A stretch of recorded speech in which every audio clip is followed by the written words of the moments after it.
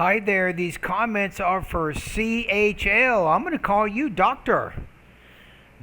C. So thank you for completing the pronunciation pretest over at my website, the 7-step system to pass the TOEFL IBT.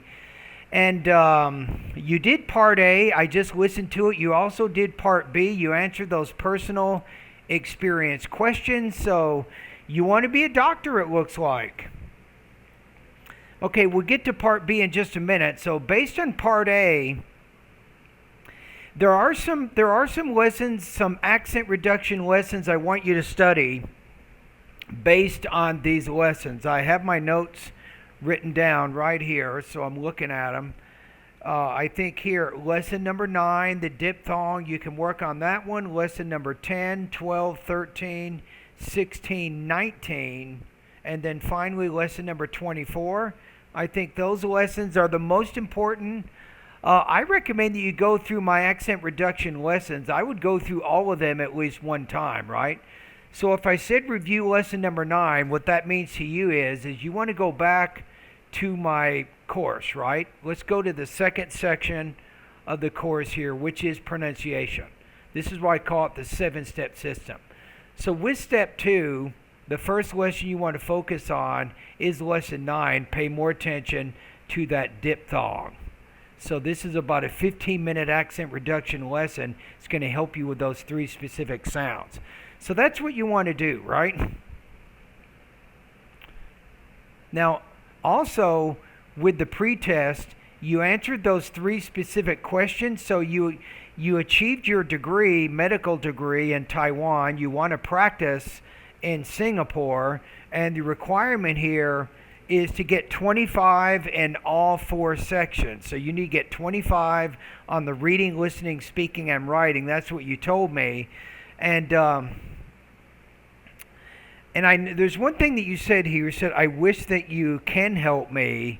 You're having a little bit of trouble with wish versus could, right? If you use wish, usually you're talking about either a present impossible or past impossible situation. I wish that he had talked to me, right? Means that he did not talk to me. I wish that you could talk to me means that you cannot. Now, if you say, I hope that you can help me achieve my score, that would make more sense. So be careful about wish versus hope sentences or statements. Okay, so the reason I have you answer these 3 questions here is it tells me more about your speaking abilities, right? But it also tells me about your specific needs. And then I look at you not just as someone who joined my course, but you have some specific goals, and I'm going to help you achieve those goals. That's what I want to do. Now, with your intelligibility, when you're answering those 3 questions, I have a really good feeling about you. You speak quickly. You don't have a lot of pauses and hesitations. You speak clearly. I didn't notice anything major, and your grammar seems to be pretty good, although you had some problems with the wish versus the hope sentences. That was one area in your grammar you're having trouble with, but overall, I think it's pretty good.